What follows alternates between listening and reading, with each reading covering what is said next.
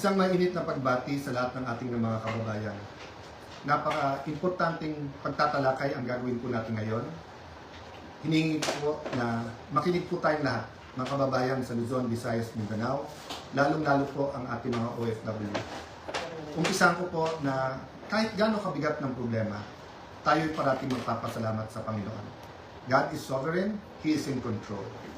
Man creates the crisis, but God gives the solution.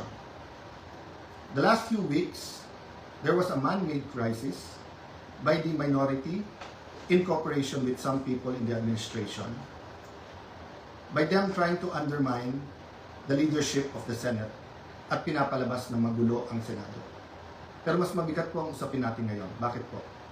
Dahil may tanong po tayo. Una, has Philippine democracy died again?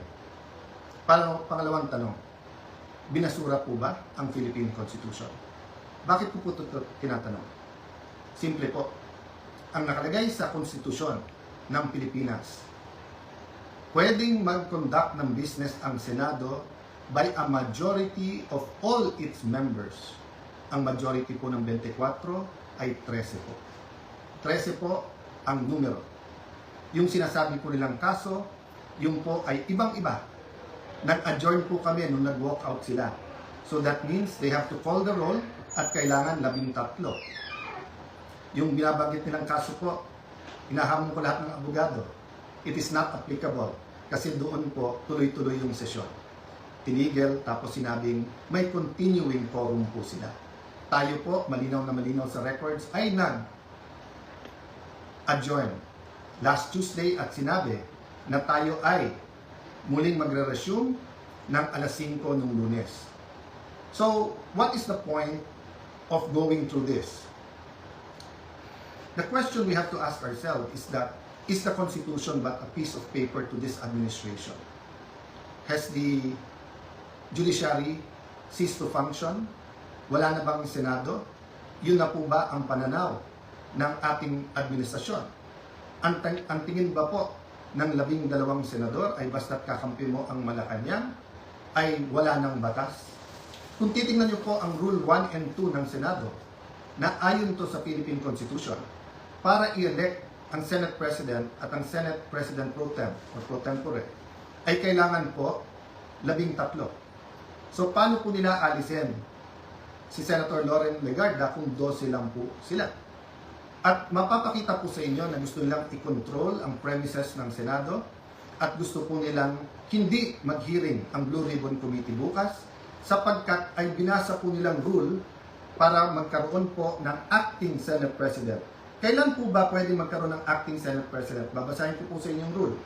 Sabi po, in cases specified in subparagraph C of Section 4 of the rule, the President Pro Tem shall serve as acting President until the Senate shall have elected a new President.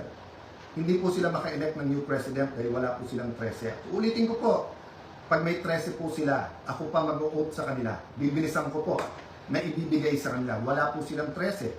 So ano yung rule po? The President Pro Tempore shall discharge the powers and duties of the President in the following cases, A, B, C. But she or he shall only become acting President in the case of subsection C, which says, in the event of resignation, hindi po tayo nagre-resign. Removal, hindi po nila ako naalis. Death, buhay pa naman po siguro ako, hindi po AI to. Hindi po AI ang kumakausap sa inyo ngayon, buhay pa ho ako. Absolute incapacity, siguro naman po nakikita nyo, nakakapag-isip po ako, nakakapagsalita po ako. So wala pong ground para magkaroon ng acting president. This is an illegal coup d'etat na may kasamang pagbabasura ng ating konstitusyon. I warned everyone about this from day one. We warned everyone yesterday when we explained the use of the parliamentary tool of not having a quorum. And kaninang tanghali, habang kausap ko po si Senator Marcoleta, I asked everyone, please pray, kasi at that time, balita po namin na nag-step up sila sa pagsasabing wala na yung kaso nyo, sumama lang kayo or pumunta lang kayo ng session hall. I even got a text yesterday, pumunta lang daw ako or si Senator Loren para nga at least mag-open and close. Nangyayari po minsan yan, that's a longer story. Pero naramdaman ko na po kahapon baka may isang dumating, so 12 plus 1 equals 13. So 12 pa rin po ngayon, ay pang-11 pa rin po. Dahil sa ating konstitusyon, sa ating rules of the Senate, kailangan pong 13. Hindi po kami nagpipilit sa kapangyarihan. I can go as Senate President, even as Senator anytime. Hindi po ba ako lang ang katangi-tangi sa mga matataas na opisyal na nung nangyari yung flood control scam ay nagsabi, ba't hindi na lang tayo lahat mag-resign? Bakit po ngayon, after asking me to resign yesterday, illegal po. Actually po, hindi nila ako tinanggal. Naglagay ng acting. Senator Win, Lucian, ingat kayo dyan. You're playing around with fire. This is not just about the Senate. This is about the Philippine Constitution. Mga kababayan, sabi nila, ginawa nila to kasi naipit ang trabaho. Wala naman po silang ginawa ngayon.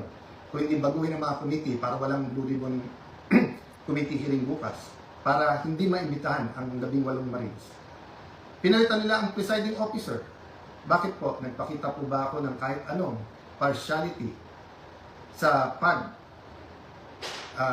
conduct or pag-usog ng impeachment court? Alam niyo po, madidelay po ang impeachment sapagkat pag pinalitan ang rules, ay kailangan pa ho na magkaroon ng publication. So pati po ang ating mga arrangement ngayon magbabago. Bukod pa ho doon, pwede mag-motion for reconsideration kung legal. Ang problema, illegal po ang sesyon kanina. So this is their answer to the crisis they made. From May 11 till now, crisis after crisis, pinapasok yung NBI noong May 11, binaboy din tayo noong May 13, pagkatapos issue after an issue, at ngayon naman po, instead of a simple adjournment sine die, kung saan meron tayong isang buwan na magtrabaho mga committee, pagkatapos kung umpisa na natin ang impeachment, they're going to bring the Senate and the country into a political crisis. Ako'y nakikiusap sa lahat.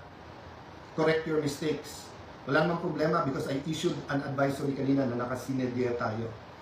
The country is already in an economic crisis. Hindi lang nararamdaman to ng mga upper class. The world is in crisis because of what's happening in Israel, Iran, US, in what's happening with that conflict. Marami pong naghihirap na, mas maraming maghihirap pa. We need the impeachment to be fair and impartial. We need to investigate the flood control scam in a very impartial way that will be satisfactory to all our people. And we need a functioning Senate, an independent Senate. Huwag niyo po kaming alalahanin mga kababayan. Okay po ako. They can try to remove me, they can kill me, but they will not kill the idea of a democratic Philippines led not by men, but by laws, led by the Philippine Constitution. Kung sabi niyo po at natatawa yung iba that the Senate is under attack, 2023 pa lang ho, yung PI, gusto kong amendahan yung Constitution. After magsalita si Senator Aimee, wala daw katotohanan yun. Ngayon po, binasura ang Constitution. Ano ba tingin yung kasunod nito? So mga kababayan, again, God is sovereign. Let's all reflect on this and pray. But tomorrow, tuloy ang hearing ng Blue Ribbon Committee. I am still the legitimate, legal, moral Senate President of the Republic of the Philippines. There is still functioning committees. We have to hear the testimonies. Invited po, pati po, yung mga gumawa ng illegal ngayon. You can try to stop us, but you will be stopping the Filipino people. So sa ating mga kababayan who wants to pray or have a prayer vigil sa Senado bukas, pumunta po kayo. Pag hindi po kami pinapasok, sama-sama na po tayo outside Dakulambo. Ang problema po, pag in-outside nyo Dakulambo, ang mga legitimate leaders ng Senado, para nila pong sinabing, sinunod nyo po ang Philippine Constitution. Sana naman po, tonight, makapag-isip-isip ang mga gumagawa nito. Again, sincerely po, we pray for all of our leaders and we tell everyone here, let's pray for our country and may God bless the Philippines.